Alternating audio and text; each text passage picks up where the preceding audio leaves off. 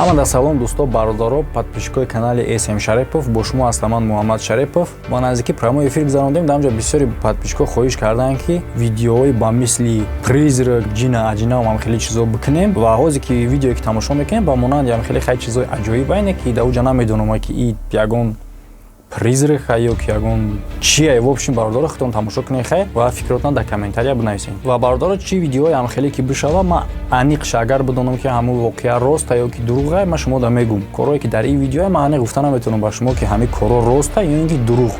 Барои ҳамин худтон аксилит кунед ва заодно ма фикрҳои шумо дар комментария мехонам ки шумо дар нисбати ҳамин чӣ фикр доред.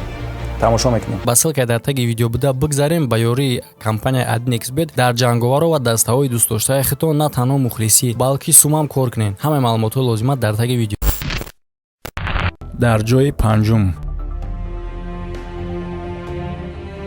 дар ин ҷо бародаро шоҳроҳи калонаи мошин рафтеса ва дар видеорегистратори яке мошин ин хеле чиз ба назар мераса. Намедонам и чизи дар мотоцикл свор рафтеса ё ки чизи давидеста, намедонам бародаро. Агар аз нигоҳи монтаж фикр кунем, ба монтаж ҳам хеле чиза кардан мумкин ҳаст. Хай бо шумо фикрҳои худтона нависед. Ава агар бародаро логически фикр кунем, иҷа видеорегистратор неуд, ай телефон снимат кардесам барое ки камера ҷумидеста. Ва агар ба телефон снимат кардеста бошанд, аминҷа сабаб чӣ шид ки просто дар байни раҳ телефоншона гирифтан снимат кардан. Барое ки ягон чизи аҷоиб нест, ба ғайр аз ҳамин чизе ки ба раҳ тез гузашт. Ай ҳамин ҷа мумкин е ки ин кор специал накардагӣ боша ва ин монтаж боша. И бит хай фикри ма шумо бо фикротон нависед. Тамошо мекунем далш.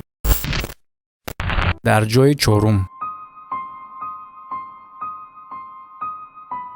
дар ин ҷа чӣ хеле ки ҳамаи шумо худтон мебинен раҳай ва як каси дигар тез медава, як шахси дигар ай раҳ наҷот метод то ки мошин назанаш. Ирам намедонам бародаро камера, иҷа камераи мақсад айдаст камера накардасан, камераҳое ки дар раҳҳо мондагиай, раҳҳоро назорат мекунанд, дар ҳамун камера сабт шудагиай ва не ки агар бихоҳӣ ирам монтаж кардан мумкин е.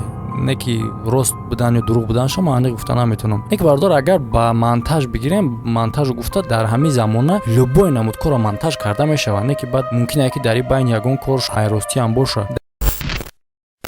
Дар ҷои сеюм.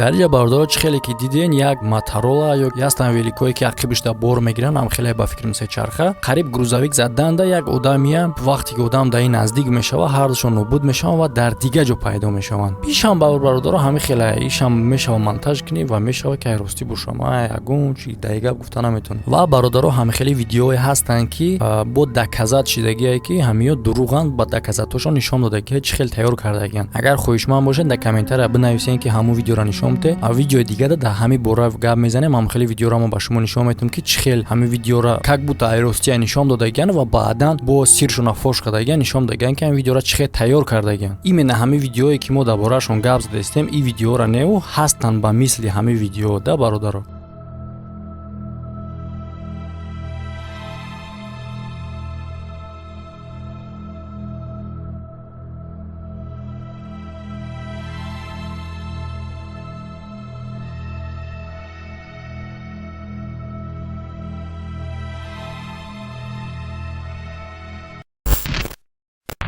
дар ҷои дуюм. дар ин ҷа бародаро записи хеле кӯҳна ва як даштаи ҷо як одам рафтеса, чӣ хеле ки дар кино мебинед ранги флешвори, ам одам тез аяк ҷои дига ба як ҷои дига мақсад ҷои хичалиш мекунад, тез ранги кино дастаку флешо чироғак вори мезанад, аяк ҷои дига да аяк ҷои дига пайдо мешавад. Ана агар ба логически нигоҳ кунем амира, якум дар ин ҷа савол меояд ки агар ҳамин запис рост боша, запис чорнибеле, дар ҳолате ки видео чорнибели боша, телефон ҳамун калоное буданд ки оператсия вори. Хай пас кие у одам ки хез омад як дашта камера карду ва случайно ин одам дар камераш афтид. ҳамин сабаб фаҳмида мешавад ки мумкин е ки иам монтаж кардагӣ боша ва специально записи чорнибели кардаен ва качествоша паст кардаен ки хеле одам фикр кунад ки рост е.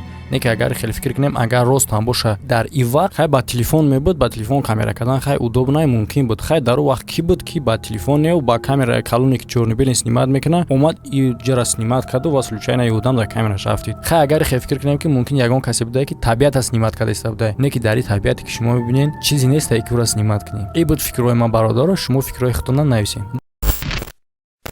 дар ҷои якум дариҷа шабай бародаро чӣ хеле ки ба назар мерасад дар камераи чорнобил яъне камераи наблюдение ки кӯчара камера мекунад ду одам омада иста ва ба пеши ӯ чизи сахт ба сурати баланд мегзара. анаакл логически агар фикр кунем агар камера наблюдение бошад камера наблюдение дар як тараф мондагиа ҷои муайян мондагиа ҳамун территорияро камера мекунад. чӣ хеле ки шумо диден камера ба тарафи чап мегардад камера наблюдениеро ки мегардона ин тараф. хай агар фикр кунем камераҳое ҳастанд ки мешаванд ки ин тараф бигзаронӣ хуб барои чи именно ин тараф гузаронданша ва маҳз дар ҳамун ҳолате ки ҳамин чиз тез мегзара. ҳамин сабаб фикр кунем агар ин монтаж буда метавонад ва агар ягон мистически фикр кунем хай мумкин ки реально ягон мавҷудоти дигар бошад. хай шумо медонед ки дар комментария чӯ кунем. ва бародаро агар оиди кадомеш ки фикр дошта бошен дар комментар рақам шамонед яъне ки ҷои сеюмда ман ҳам хе фикр дорам ё ки ҷои дуюмда ман ҳам хе фикр дорам.